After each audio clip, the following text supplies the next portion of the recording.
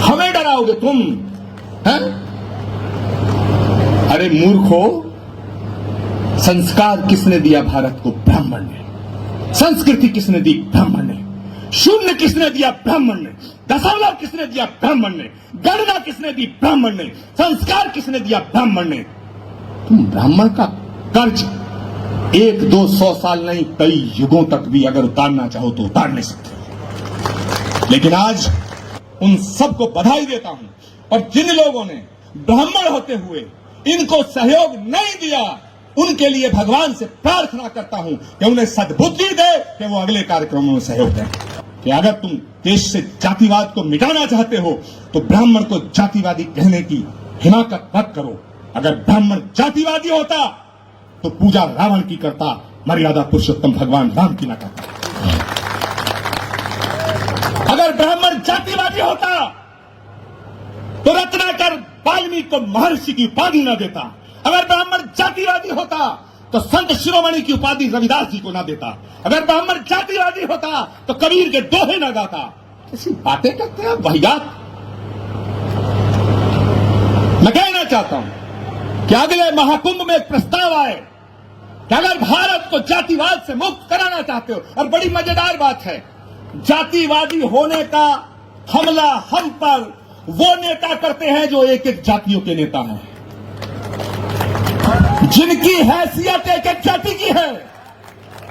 ये पिद्दी ना पिद्दी के शोर में ब्राह्मणों को धमकाने की बात करते हैं।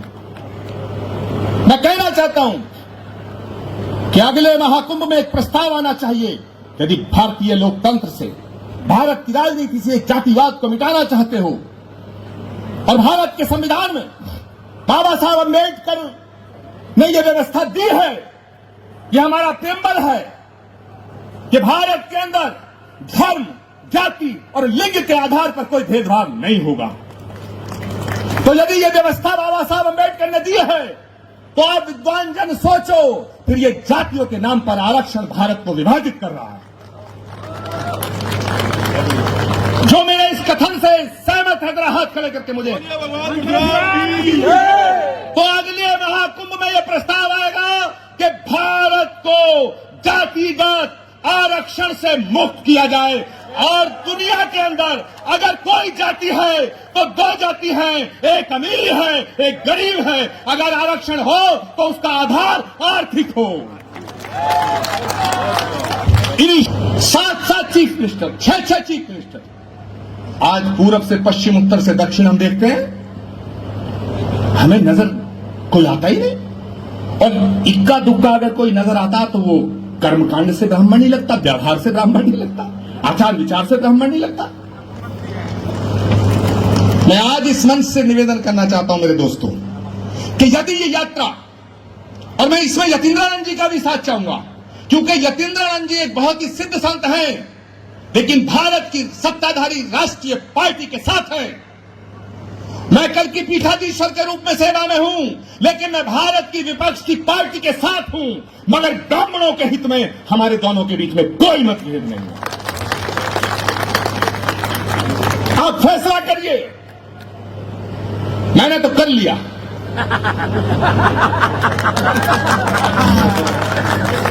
मैंने तो कर लिया।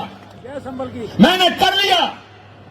और मैं बताना चाहता हूं कि जो हमारा हौसला है, हमारा जो जज्बा है, हमारा जो पराक्रम और पौरुष का इतिहास है, मैंने पहले भी कहा कि ब्राह्मण को समझाने की कोशिश करना, बहलाने की करना, फुसलाने की करना, बहकाने की करना, धमकाने की मत करना। मैं देश की तमाम हुकूमतों से कहना चाहता हूं, और वो जब मैं कह रहा हूं हुकूमतों से कहना चाहता हूं, तो उसमें वो हुकूमतें भी हैं जो हमारी पार्टी की हैं। मैं उन सब हुकूमतों से कहना चाहता हूं, वो हुकूमत भी है जो हम पे निशाना साधती है। मैं दोनों हुकूमतों से कहना चाहता हूं कि जज्बे शौक शहादत को क्या कीजिए, शहादत के शौक के जज्बे को क्या कहिए, कि जज्बे शौक शहादत को क्या कीजिए। आज हमने हथेली पे सर ले लिया, आज हमने हथेली पे सर ले लिया, और कत्ल होने से अब हम डरे किस लिए? कातिलों के मोहल्ले में घर ले लिया।